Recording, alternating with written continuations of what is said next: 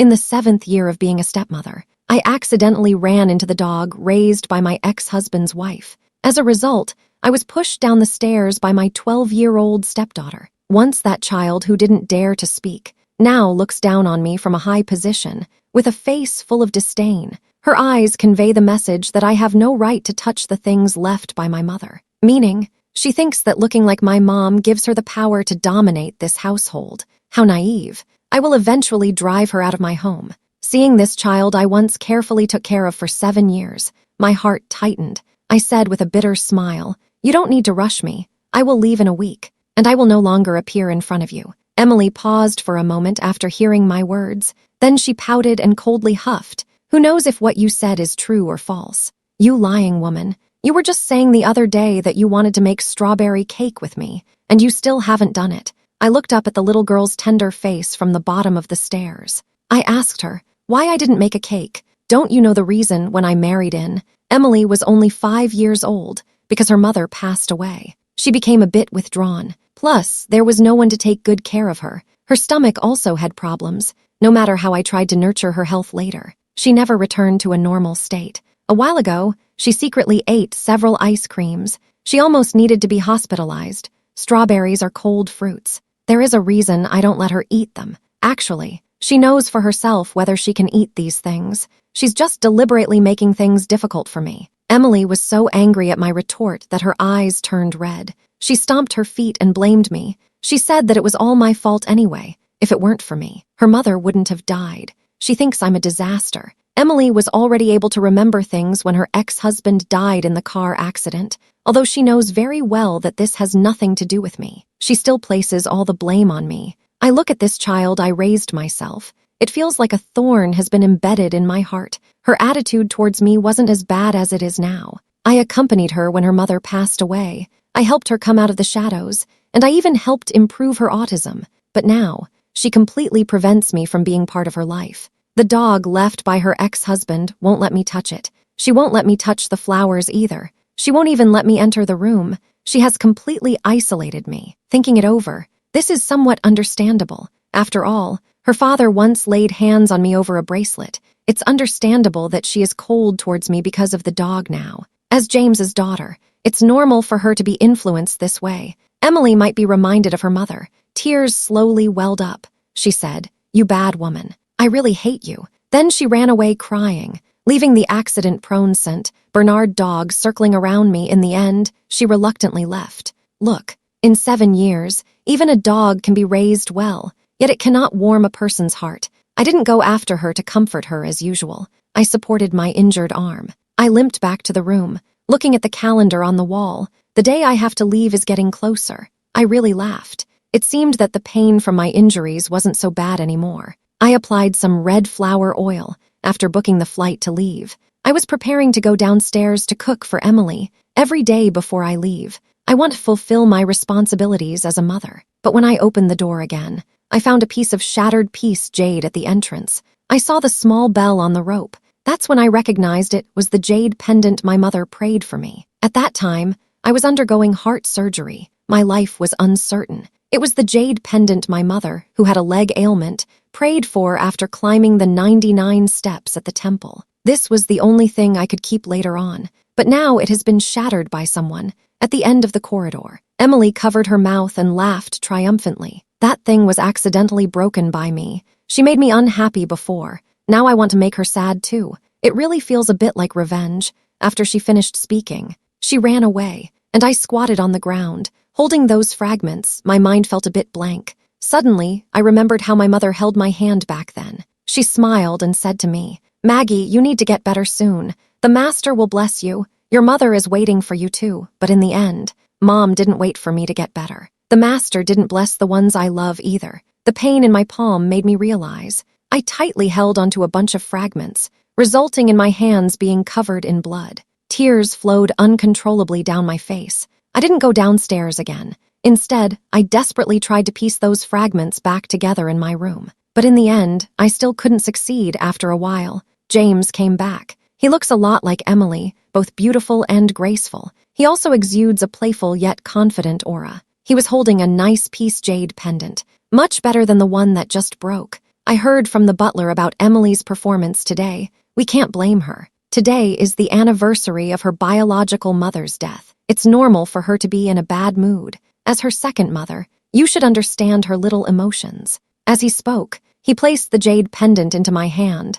I bought this piece at an auction last year. It's worth over 100 million. Just throw away the previous one. After all, it's not worth mentioning. I didn't answer his call. I know he was testing me, implying that I shouldn't think too much. Don't fantasize about replacing that special person in his heart. Actually, I never thought about replacing anyone.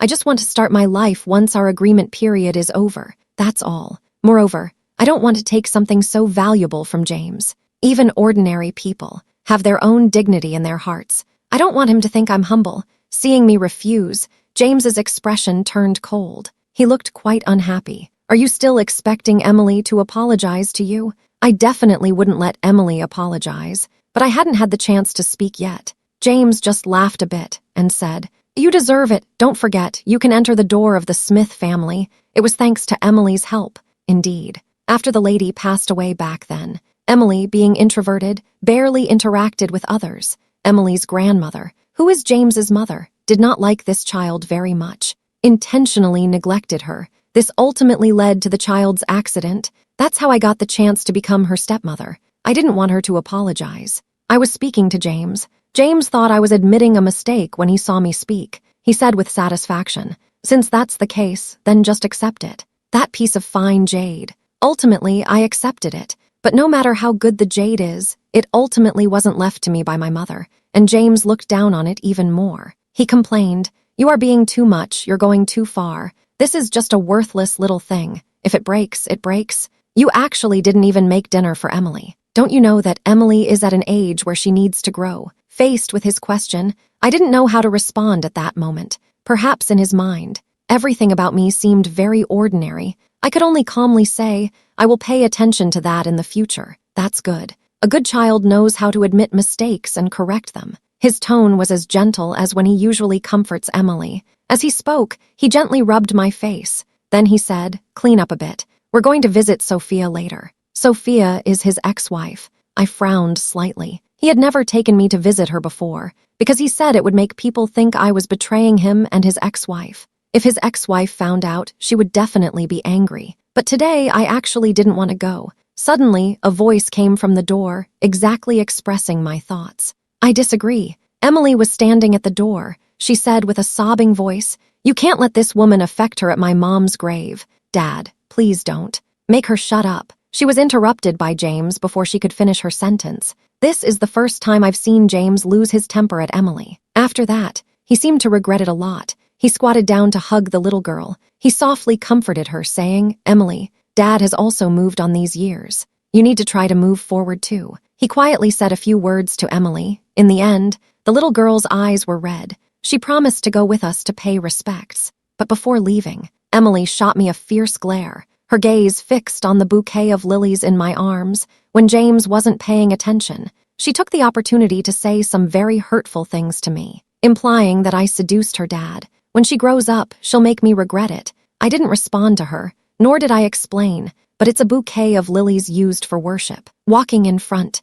the former lady liked flowers very much. Her flower room is full of the flowers she grew during her lifetime. There has always been someone dedicated to taking care of them. Emily didn't let me touch these flowers before, not even to look at them. As for the bouquet in my hand, I actually didn't want it, but James insisted on shoving it into my hand. The pollen made my hand start to itch, and it gradually became red and swollen, but I chose not to say anything, because I knew it wouldn't make any difference to say it. It would only make James laugh at me. It was already late after the worship was over. I brought milk to Emily as usual, but the milk spilled on my face. She shouted loudly for me to get lost. She didn't want to see me, this woman. She said I made her sick. Her current attitude reminds me of the time many years ago when I first arrived at the Smith family. Back then, she didn't lash out at me because of her introverted personality, but her attitude was still not good. She would throw the food I made on the floor. She would throw dead mice into my room to scare me. She even deliberately locked me in the attic. But later, after spending more time together, she gradually accepted me. She started to act spoiled around me. She would leave me little cakes. Sometimes she would sweetly say she liked me. Now, seeing her bad attitude again. I still feel a bit uncomfortable inside. I should have gotten used to it by now. Get some rest early. Remember to cover yourself with the blanket at night. After I said that, I left. I went back to my room. James was still waiting for me. He saw that I was all wet. He didn't say much. He just waved his hand and told me to go take a shower. After I finished showering and came out, after turning off the lights, he gently held me. We stayed close together. He was particularly gentle today. It felt like he was showing me care when the light comes on again. I finished my shower and was about to take my medicine, but he stopped me. He mentioned that Emily has grown up. It's time to consider having a second child. Maybe there will be a little brother or sister. She will become more mature. I was taken aback for a moment. I asked him back in confusion. You forgot. In just 1 week, Emily will turn 13. Let me go. These words made the air feel tense. The gentleness on James' face instantly disappeared. What do you mean by that? Let you go. If you want to leave, just go already. It's like I'm trapping you or something. If your family hadn't sent you here in the first place, I probably wouldn't care about you at all. Years ago, James' ex-wife died in a car accident. James became increasingly depressed. He seemed to have thoughts of ending his life, especially with Emily being so young. The Smith family began to look for suitable marriage partners for James, and I happened to resemble his ex-wife a bit, so my brother seized this opportunity and pushed me forward. James is worried that other girls have a higher status and are harder to control. It might hurt Emily, so he chose me, an orphan whose family is about to go bankrupt. In fact, the hospital my family used to run is also on the verge of collapse, plus other reasons. I agreed to marry this man who lost his wife and has a child. But before that, I signed an agreement with him, which required me to wholeheartedly take care of the only child left by his ex-wife. I must not make any mistakes. I hope to divorce him when the child can take care of himself at 13, to give me my freedom. As for his property, I won't take any. I'm willing to leave with nothing. That's how we originally agreed. But now being belittled by James, I still feel a bit embarrassed. I lowered my head and said nothing more. James's mocking voices keep ringing in my ears. What do you mean I took you in out of kindness? If it weren't for this, your brother would have sold you long ago. Now you are not only ungrateful, but also thinking of leaving. I want to know where you can go after leaving me. After he finished speaking, he covered himself with the blanket and started to sleep. I stood there for more than 10 minutes, then swallowed the medicine, carefully got into bed. A cold snort came from beside me. James suddenly hugged me. He whispered to me, Emily isn't considered 13 until after her birthday. If you want to leave, you have to wait until she finishes her birthday. What he said makes sense. I nodded. Emily's birthday party was very grand. All her classmates and friends were invited before the party started. I was called upstairs by James's mother. She looked at my flat stomach and frowned a bit displeased. Our James is almost 30, except for a daughter who is not very useful. There isn't even a son. You know why our family wants to marry you. If you can't give birth, then don't take up Mrs. Smith's position. There are so many women outside wanting to compete to have children for our James. She always starts with accusations. Thinking back to when she looked down on the former lady who came from a humble background, she didn't even care about her daughter Emily. Now she looks down on me because my family has declined. But she can't control James. She can only come to put pressure on me. Before, I always kept my head down and listened to her accusations. I was belittled to nothing. But today I can no longer tolerate it. I interrupted her nagging. Madam, I won't take Mrs. Smith's position after today. I will leave. Also, Emily is not the useless person you say she is. That said, I walked away without looking back. When I went downstairs again, the banquet had already started. Emily was wearing the beautiful princess dress I had prepared for her the day before. She's still wearing a crown. She really looks like a little princess. Meanwhile, the 13-layer strawberry cake I prepared was also brought in. As I went downstairs, I felt a bit nervous, but I still handed over the gift in my hand. This would be my last birthday gift for her, but I didn't expect. Emily didn't even look at it. She just threw it straight into the trash can at that moment. I felt very complicated inside. It felt like she rejected my gift, just like she rejected me. Everyone around was stunned. A classmate quietly said to her, Emily, let me pick it up for you. You can't treat your mom like this. She'll be very sad. As soon as those words came out, Emily's expression immediately changed. She yelled at her classmate, What mom? She's not my mom at all. She's just a mistress who won't leave my house. The child's words are very direct. It makes people feel uncomfortable. That comment about the mistress made those who didn't understand look at me. They showed a disdainful expression on their faces. Some classmates were whispering to each other. They said Emily has no mother. It really makes one feel sorry for her. No wonder she never snacks with us at school. It turns out her stepmother doesn't allow her to eat. I've heard that stepmothers are usually not good, just as wicked as the one in Snow White. James quietly watched all of this from the side. He gave me a teasing look. He raised his eyebrows. The surrounding gazes pricked at me like needles. I really had the urge to escape, but I held it in. I didn't argue. Leaving would prove the mistress's fault, and today is the last day. I don't want to cause any more trouble, so I stayed alone on the side, silently watching them give gifts and cut the cake, then make a wish. I secretly hope that Maggie will disappear from our home, never to be seen again. Her wish was read aloud. It surprised everyone present. I stayed in the corner the whole time. I didn't join in the fun. Eventually, I fell asleep, feeling drowsy. Then, suddenly, a piece of cake smashed onto my head. I opened my eyes. I saw Emily making a face at me proudly. Then she ran off with her hands on her hips. I still hadn't reacted. My face was covered with another layer of cake. Emily's classmates said it was to get back at me, to stop me from bullying Emily. That day, I didn't count how many plates of cake hit my face. I only remember the sweet and greasy taste of cream in my mouth, yet it made my heart feel bitter and pained. Actually, I used to be seen as a little princess. How did I end up so pitiful now? Finally, the party came to an end. I wiped away the cake and tears I had prepared for a sleepless night.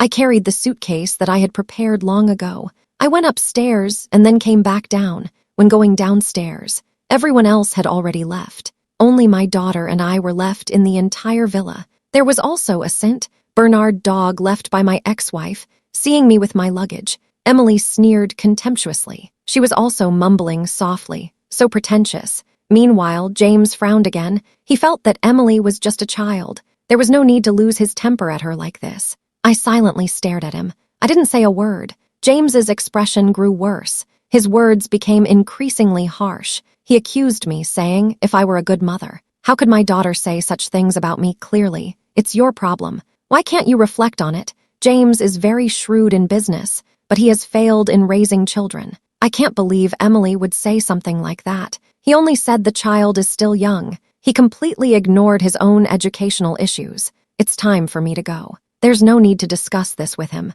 I just want to say, Emily is so young yet can say such malicious things. She must have been influenced by something. You should really look into it. Don't let her go down the wrong path in the future and lose her proper demeanor. I was just about to turn and leave when I heard Emily say in a very childish voice, "Stay out of my business. If you leave, don't come back." I was startled. I had no time to react. Then Emily pushed me from behind. I fell to the ground suddenly. Everything went black. My whole body hurt, and warm blood was dripping out. It took me a while to regain my composure. James also rushed over to check my injuries. Fortunately, the stairs weren't very high. I just got a scratch on my forehead from the railing next to me. The blood is flowing quite heavily. It even got into my eyes. I didn't blink. I stared straight at Emily. She knows she did something wrong. She was so scared that she hid behind James. I didn't mean to. I just wanted to scare her. This time I didn't remain silent like before. I silently endured the pain. Instead, I coldly said to her, "This is the last time. Emily, from now on, if you touch me again, I will definitely call the police. I will not be lenient." It seems she has never heard me speak so sternly. Emily's eyes suddenly turned red, and tears started streaming down her face. James furrowed his brow. Although he didn't say anything to support me, he turned to me and said, "This is Emily's fault. I will make her apologize to you. You should go in and take care of your wound first." I don't need to. Her apology isn't necessary. I don't want anyone to deal with my injuries either. I never want to come back to this place in my life. I rolled up my sleeves. I wiped the blood off my forehead. The suitcase fell down with me just now. It's already open now. Some old clothes inside have fallen everywhere. I took a look. I turned around and said to James, "Please find a nanny to help me throw these away. I'm really sorry to trouble you." "Maggie," James shouted. "Are you really going to be this angry with Emily? You raised her yourself. Are you just going to ignore her like this?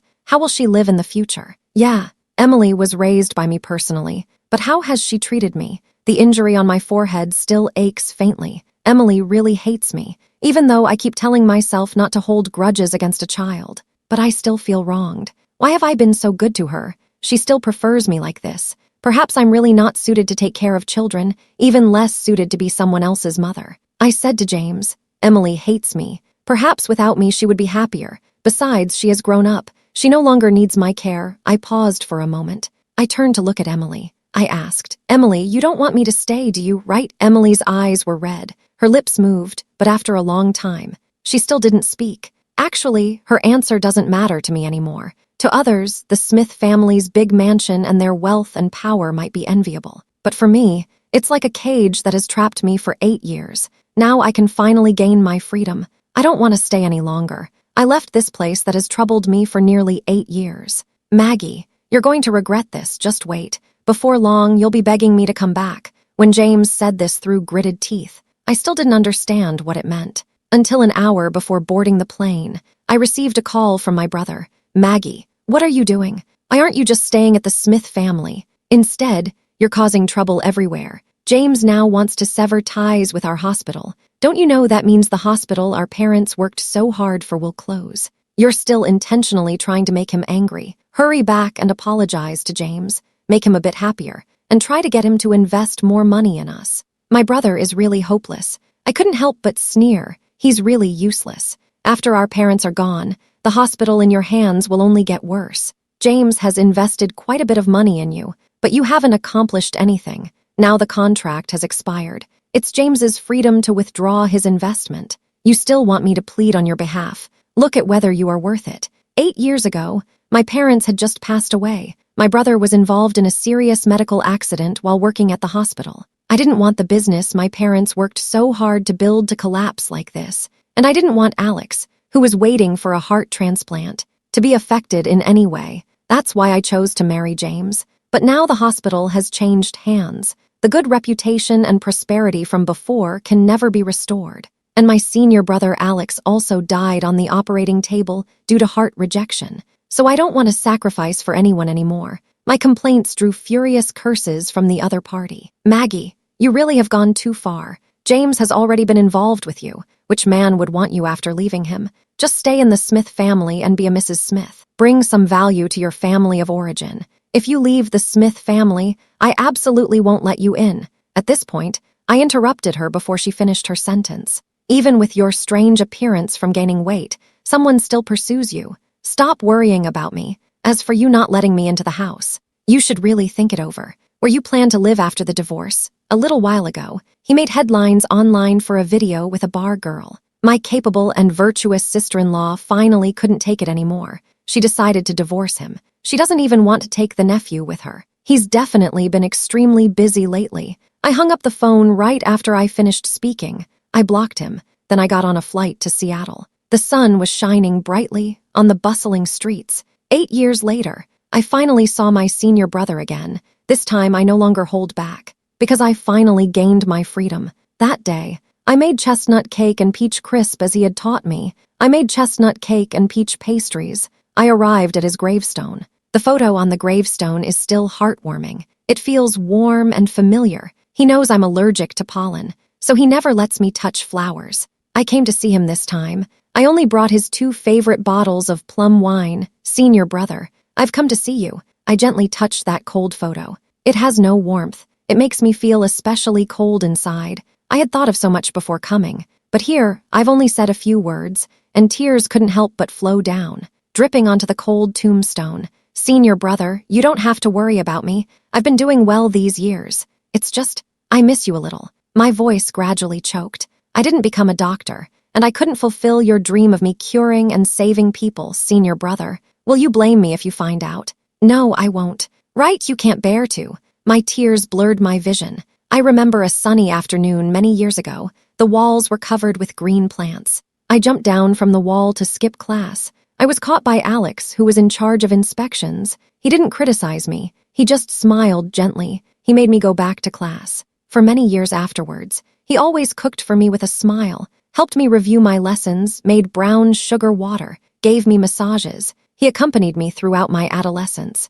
He helped me transform from a rebellious girl into a studious good girl. We once vowed to be together forever. to get into medical school, to become a doctor, to save everyone. But when I learned that I had a malignant heart tumor, he unhesitatingly suggested breaking up. I was really angry at that time. I even wished I had never met him. But later, when I woke up on the operating table, I realized it was he who had donated his heart to me. The end of the story. There are some things between us that were not made clear, because he only saved me, and I watched him pass away helplessly, bits and pieces over the years. I talked in detail with him, from the first ray of sunlight in the morning to the sunset in the evening, drinking until the end. I was so drunk that my vision blurred. In my days, I seemed to see James and his daughter. I couldn't help but laugh. The person who used to drink heartily in the bar now has been a housewife for 8 years. Actually can't even drink anymore. It's really funny. After returning home, I just collapsed into bed. As a result, I was woken up the next day by a loud knocking on the door. I opened the door and was surprised to see James and his daughter Emily standing at the door. James was wearing a black trench coat. He had a strong presence. Emily's hair was a bit messy too, it turns out. Yesterday, I wasn't hallucinating from being drunk, but they really have been here. I'm a bit confused. This agreement has ended. We shouldn't have anything to do with each other anymore. I'm asking, is there something? James snorted. He said Emily wants to eat your pan-fried crispy fish. Emily pouted. She seemed like she wanted to say something, but in the end, she didn't say anything. I was so mad that I wanted to laugh. They came all this way, just to want to eat something. I don't have any crispy fish here. This isn't a restaurant either. You guys should go eat somewhere else. I was about to close the door, but James blocked me. He forcibly pushed the door open and walked in. His gaze swept around the small room. Emily followed behind, covering her nose. She seemed a bit dissatisfied. After a while, James laughed and said, "Maggie, you've ended up living in a place like this after leaving me. Actually, the room isn't that bad. I just rented it not long ago. I haven't had the chance to tidy it up yet, so it looks a bit old. But for me, it's quite nice here. I really like it." James didn't wait for me to respond. He just started talking. "Maggie, a few days ago, Emily's actions were indeed wrong. I've already talked to her about it. However, she also had a bad impression of you because of her piano teacher's influence. She's actually a victim too. So, as a mother, don't be so calculative with your child." He said this and patted Emily on the shoulder. He made her apologize. Emily clearly looked very reluctant, but she probably had been told by James beforehand. After a while, she finally said it reluctantly. "I'm sorry. I shouldn't have pushed you. Mother, I was wrong." I looked at her. I couldn't help but raise an eyebrow. I smiled. Emily has never called me mother except when she was little. She has never called me mother since then. It seems this time she really got a lesson from James. But I'm no longer with James now. She shouldn't have called me mother. It's okay. I accept your apology. But I am no longer your mother. You don't have to call me that. Emily didn't seem very satisfied with that. She huffed and said, "You're the one who's good. I don't want you to be my mother." After saying that, she hid behind James. James looked at me with a blank expression. Although he apologized and saved my face, he seemed to think that I should be done playing around. "Let's go back with us today. I don't have time to play your disappearing act here." His attitude remained very arrogant. I used to lower my head and endure various unfairness and grievances. But now the situation is different, James. Don't you have a poor memory? The matter of the agreement. How could you forget so quickly? You still think I took care of you too well, don't you? Without me, you wouldn't be able to live at all. When I said this, James frowned. He seemed surprised that I would speak so frankly to him. Actually, I have always been like this. It was just to make things a bit easier in the Smith family, so I borrowed the methods of the former lady. I worked hard to be gentle and considerate, but now I don't want to pretend anymore. I want to be myself. James's chest rose and fell twice. He looked at me coldly. His tone was calm yet firm. "Maggie, you really have had enough. How did I not notice before how sharp you are? Don't worry. Without you, our lives will be better. Then that's fine." After I finished speaking, I pushed them out.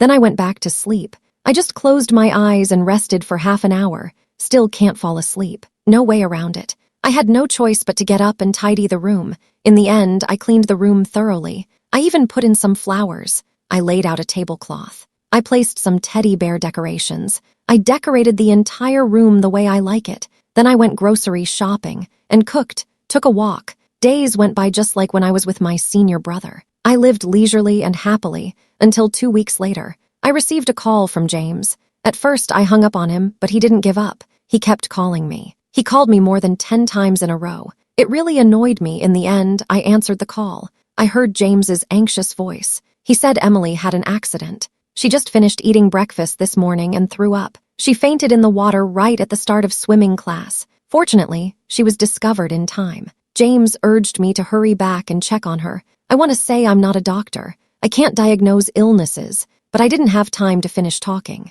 Because James hung up right after he finished speaking.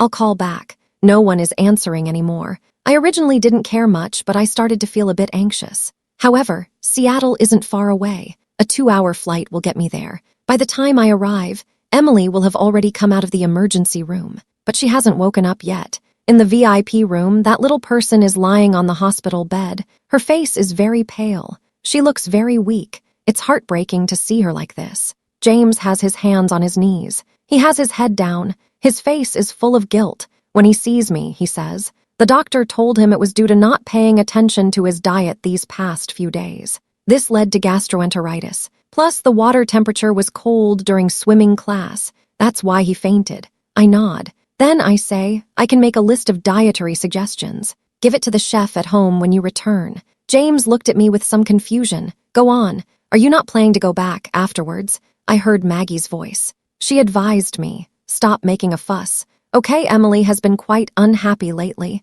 because you're not here. She's been in a low mood all day. She doesn't want to eat. She isn't doing her homework either. Last time she said she wanted to save her homework to review together when you come back. Emily might not express herself well, but she really likes you. In these days you've been away. She secretly cries at night. She has lost quite a bit of weight, indeed. The little girl looks thinner, but I am also powerless. Everyone has their own life. I can't always be with her. She actually doesn't necessarily need me by her side all the time. I thought for a long time. I finally spoke up. James, Emily just isn't used to life without me for now. It will get better after a while. You could hire 2 more people specifically to take care of Emily. The child's health isn't good. She still needs careful attention. As for me, it's impossible for me to go back. James sighed helplessly. Are you still angry about that matter? He said as he took out a piece jade pendant from his pocket. At the moment I saw this jade pendant, I was taken aback. Its color and the little bell are exactly the same as the one my mother left behind.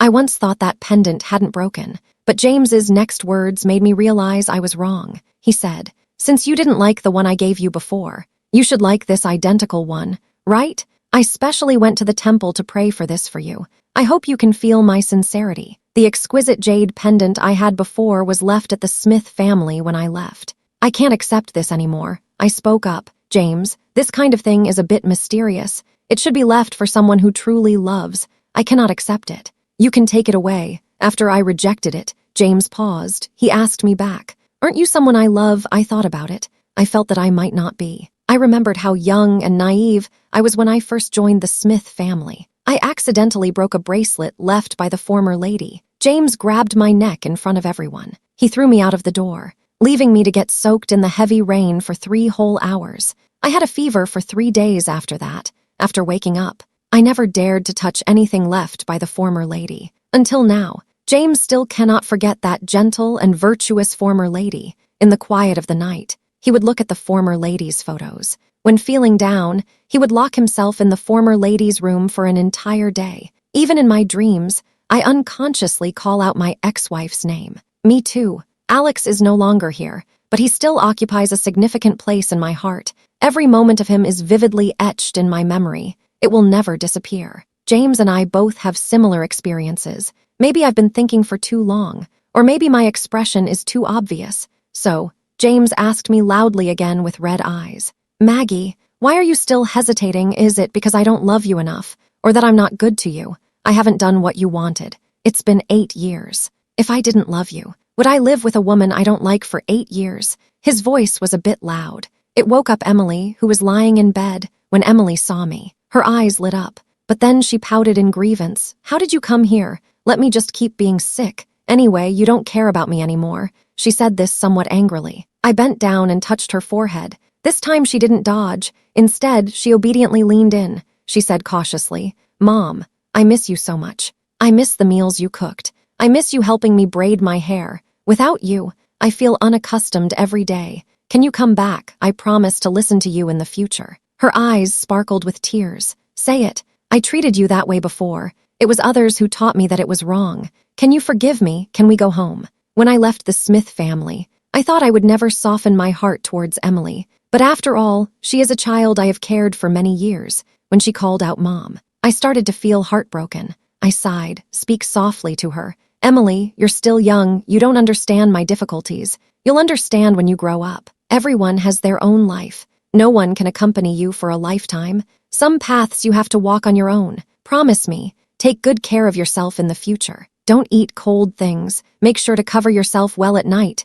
Okay, if possible. I will come to find you in the future." The little girl doesn't understand what I'm saying, but she knows I won't be going back with her. As a result, she burst into tears. "I don't want to be a child without a mother anymore. I want you to be with me." In the end, I comforted her for a long time. Only then did she fall asleep. As I stepped out of the ward, James followed closely behind me. I turned around and said to him, "James, let's end it like this. I know you can't accommodate anyone else anymore. Neither can I. You saw it that day too. My senior brother gave me his heart, but he walked into darkness. So I can never have feelings for anyone else. Not in the past, and I won't in the future." James quietly looked at me for a long time, as if trying to remember what I looked like. "Maggie, if one day you regret it, please feel free to find me. Emily and I will always be here waiting for you." I smiled and nodded. Later, James came to find me with Emily a few times, like friends. We had meals and chatted together. I also went to see Emily many times, teaching her how to make little cakes, teaching her how to take care of herself. She once quietly told me, actually, she felt uncomfortable during swimming class, but she still endured it. She thought if something happened to her, I will come to care for her, because I am the softest-hearted. I love her the most. How did I respond at that time? "As long as you are willing, I can come see you anytime." She smiled happily. I smiled along with her after we separated. In fact, I am happier than when we were together. A life alone may be ordinary and simple, but it is not lonely, because there is a soul in my heart accompanying me. Together, we appreciate the beauty of this world. Standing again in front of Alex's tombstone, looking at his gentle face in my mind, I didn't cry. Instead, I said firmly to him, "Alex, I am doing well. This time it's true. The sun is shining. The warm spring breeze gently blows. The shadows of the trees sway. Every leaf seems to be responding to me. Hello, I'm doing well too."